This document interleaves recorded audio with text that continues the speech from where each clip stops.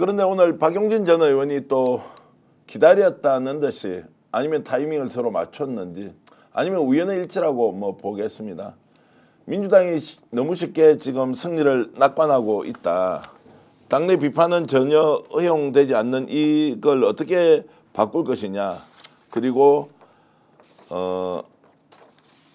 이재명 대표의 일극체제에 대한 비판을 또 합니다. 박용진 의원이. 그리고 윤석열 탄핵되면 다음은 무조건 민주당이 되는 걸까? 이재명 일극체제만 극복되면 대선 승리는 따놓은 당상일까? 몸에 밴 선민의식, 실력을 보여주지 못하면서 느껴지는 잘난 척. 이런 모습이 달라지지 않아도 윤석열이 탄핵되면 다음 정권은 무조건 민주당 차지가 될까? 자, 갑자기 이제 북한 인권을 주장하면서 북한 인권에 침묵하는 윗선, 사회불평등 심화를 개탄하면서 부동산으로 부자 되는 민주당 정치인들, 나에게는 관대하고 남에게는 막대하는 민주당의 도덕적 내로남불을 그대로 두면서 이재명 일극체제만 극복하면 된다. 청년 세대들이 지지해 줄까? 이렇게 이제 했습니다. 아니 이제 느낀 그대로 한번 말씀을 해보시죠. 뭐 이렇게 다양한 의견이 나올 수도 있다라고 이제 볼 것이냐, 아니면 이게 정무적으로 정치적으로 과연 이 시점에 이런 내용 가지고 싸울 만한 소재가 되느냐. 아니, 저는 예. 좀 황당합니다. 정말. 예. 지금 이 시점이 너무나 엄중한 시점이에요. 지금 이 시점은 해방 이후에 가장 정치적으로 위험한 시기입니다. 민주주의로 나아갈 수 있느냐, 아니면 다시 수구 세력들에 의해서, 저 내란 쿠데타 세력들에 의해서 다시 겨울공화국으로 갈 것이냐, 이 상황이거든요. 이런 상황에 민주당이 당대표 중심, 지도자 중심으로 똘똘똘똘 뭉쳐서 제대로 역할을 해 나갔어야 되는데 그렇지 않다. 지금 자신들이 민주적 다양성 이야기하면서 막 하는 이야기들이 오히려 우리를 파괴하는 겁니다. 저는 개인적으로 2012년 대선 때 왜 당시에 문재인 후보가 박근혜한테 졌느냐, 그때 왜 졌느냐, 그때 그 소위 말해서 소장 민주당 세력들이 이해찬 당시 선대위원장을 어마어마하게 흔들었어요. 그래서 이해찬 선대위원장을 내쫓았었습니다. 제가 지금 이름 거명하지는 않겠습니다. 그래서 당시 지도부가 붕괴가 되면서 대선 체제가 흐트러졌어요. 그래서 결국은 그때 충분히 이길 거라고 생각했는데 졌거든요. 지금이 바로 그런 시점입니다. 지금은 지도부를 중심으로 해서 아주 강력한 지도부를 거꾸로 우리가 옹립하고 형성해서, 그래서 이 대선, 조기 대선을 제대로 치러야 되는 상황이에요. 지금 저런 식으로 흔드는 것들이 절대 민주주의 발전에 도움이 안 되는 겁니다. 그리고 나서 그 이후에 해야 된다. 하나만 더 말씀드리면은 민주당 의원총회 분위기를 전혀 몰라서 그러는 거예요.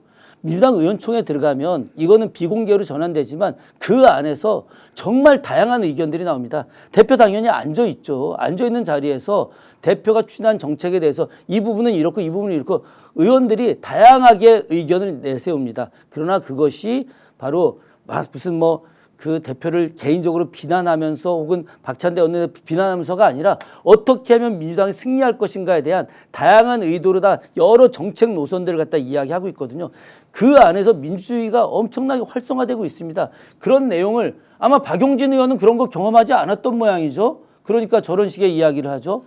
잘 알고 있음에도 불구하고 이제 저런 이야기를 지적해 줘야 할 때가 왔다, 이런 판단할 수도 있다고 저는 보고요. 홍준표 대구시장이 오늘 조금 전에 집단적 광기로 나라 앞날이 걱정이 된다. 자, 이게 뭡니까? 이제 누가 왜 이 일을 만들었는지에 대한 근본적인 질문이 없습니다. 윤석열의 국정 운영 그리고 국정 난맥상, 그리고 비상계엄과 내란으로 이어진 일련의 사태에 대한 원인 제공자가 누구인지, 그 실행자가 누구인지에 대한 전제가 없이 지금 딱 끝만 보고 단면을 잘라서 집단적 광기다, 정권 뺏길 것 같은, 이렇게 표현하죠. 이재명 일극체제가 문제다라고 하는 것도 시청자 여러분들께 제가 처음 말씀드릴 수도 있는데요. 이런 방식으로 야당의 당대표 대선 후보를 380번에 이르는 압수수색, 그리고 그때 국가의 공권력이 동원되는 과정, 그 동원된 국가기관이 보여준 공권력의 만행 이런 것들 한번 생각해 보십시오. 그나마 민주당이 있어서 이걸 막았던 것이고 그것이 지난 총선 과정에서 192석이라는 야당의 압승을 가져다 준 거 아닙니까? 이렇게 해서라도 막아야 한다. 법치를 지켜야 하고 민주주의 수호해야 한다. 이런 것들이 반영됐다는 전제로 왜 보지 않느냐. 결과적으로 250만 명의 권리당원이 뽑아놓은 90%에 가까운 당대표 지지율을 결국 일극체제 너희들 만들려고 했던 거네. 김정은하고 비슷하네. 북한 공산당이네. 이런 방식으로 몰고 가면서 너무나 단선적으로 접근하면서 비판하는 것 좀 닮아 있지 않습니까? 홍준표가 광기에 어린 지금 이런 대선 국면이라고 하는 비슷한 표현을 쓰는 것과 지금 민주당 내부에서 이재명을 비판하는 것은 얼마든지 가능하지만 이런 방식으로 비판하는 것들은 과거에 노무현 대통령이 민주당 기득권 세력과 맞서 싸울 때 보였던 것과 느낌이 전혀 다르다는 거예요. 저희 지역에 권리당원이 9천 명입니다. 제가 총선 나올 때 그때 권리당원이 6천 명이었어요. 제가 지금 국회의원 하는 동안에 3천 명 권리당원이 늘었습니다. 근데 제가 막 그 찾아다니면서 당원 입당시키고 그랬을까요? 그런 게 아니죠. 사실 뭐 이렇게 말씀드리면 뭐하지만 제가 열심히 하니까 그래서 지역분들 중에 누군지도 몰라요. 어떤 분들이 입당했는지도 모르는데 권리당원이 그렇게 늘었습니다. 다른 지역이 어떻게 되는지 상황까지는 제가 알 수 없지만 저는 이재명 대표가 250만 권리당원을 찾아다니면서 야, 나 일극체제 하기 위해서 권리당원 좀 해줘 이렇게 했을까요? 그렇지 않은 거죠. 이재명 대표가 열심히 하니까 권리당원들이 스스로가 민주당 당원이 되기를 희망했고 그래서 권리당원이 됐고 그 권리당원들이 바로 잘못된 제대로 하지 않는 기존의 정치인들을 이제 내보낸 것이고 네. 제대로 잘할 수 있는 정치인을 선택한 겁니다. 이 명확한 점에 대해서 왜 인정하지 않는 거죠? 왜 자신들이 탄압받았다고 생각하는 거죠? 자신들이 했던 행동에 대해서 왜 일체 반성을 하지 않는 건가요? 반성하지 않는 정치인이 어떻게 미래가 있겠습니까?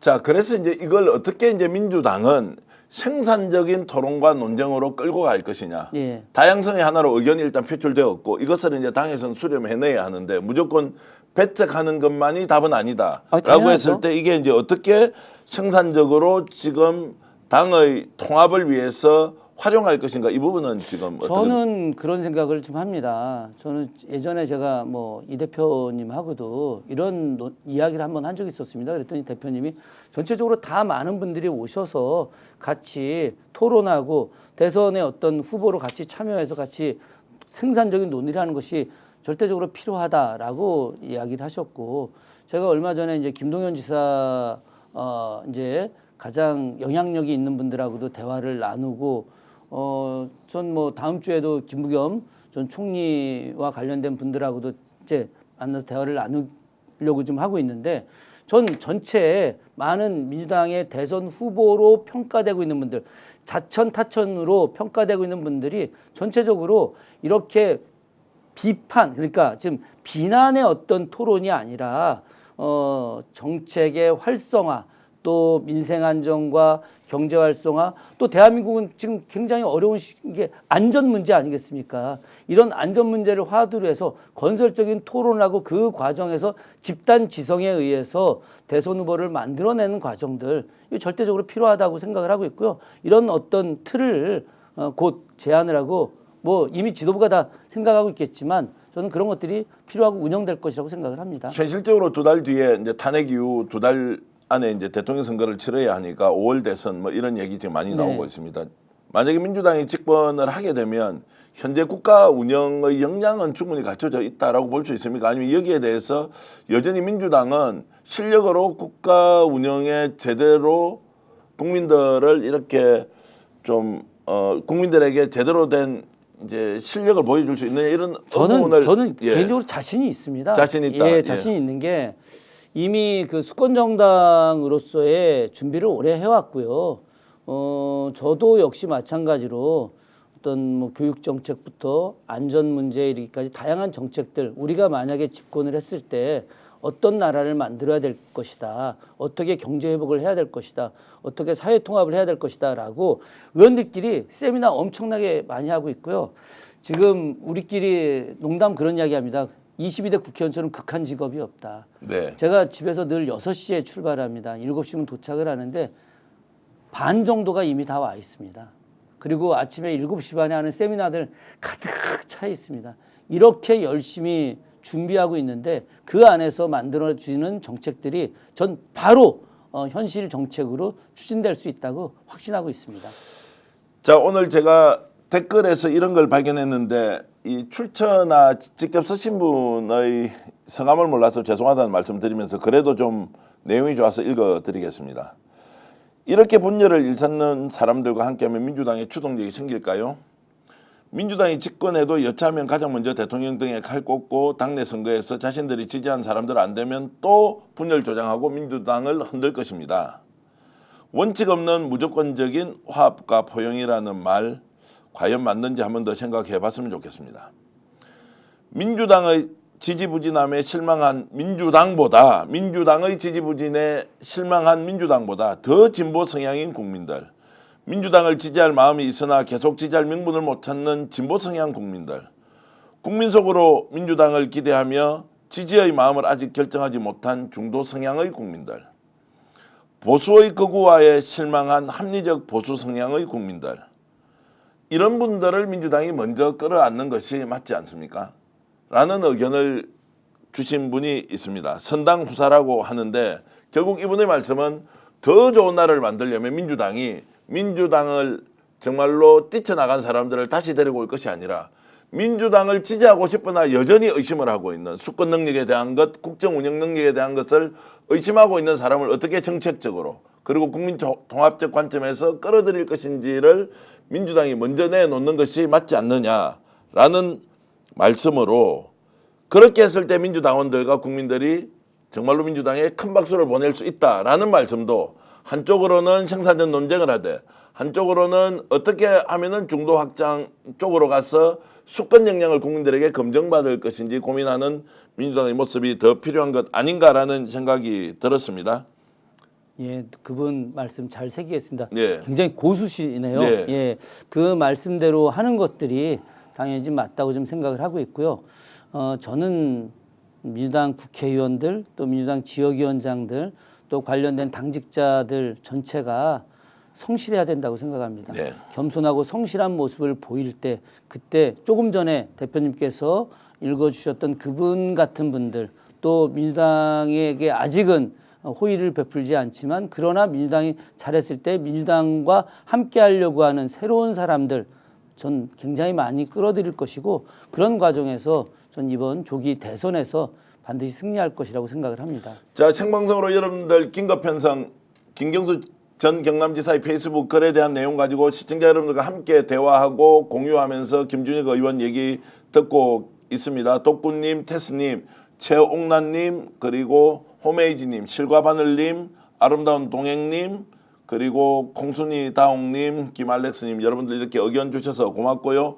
오늘 1시간 이렇게 토론했는데 시간이 훌쩍 달려갔습니다. 여러분 오늘 이 논쟁이 좀 더 생산적으로 이어질 수 있도록 계속 관심 가져주시면 고맙겠습니다. 그리고 스픽스 구독, 좋아요를 통해서 좀 더 응원해 주십시오. 127만 명을 넘어서고 있습니다.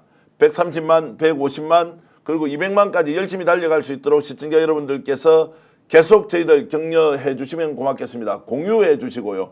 좋아요 해 주시고 구독 꼭 좀 해 주시라는 말씀 듣고 오늘 긴급편성 모두 마치겠습니다. 오후 4시에는 노영희 변호사 요즘 인기 짱입니다. 노영희 변호사가 진행하는 역전의 용사들도 생방송으로 준비되어 있는데요. 윤석열과 관련된 내용 새롭게 들어온 소식 윤석열 곧 보석 신청한다라는 이야기 그리고 왜 그렇게 신청하는지에 대해서 집중적으로 취재한 내용 여러분들과 함께 공유하겠습니다. 김준혁 의원님 오늘 감사드립니다. 고맙습니다. 예, 고맙습니다. 시청자 여러분 긴급편성 생방송 모두 마치겠습니다. 여러분 안녕히 계십시오.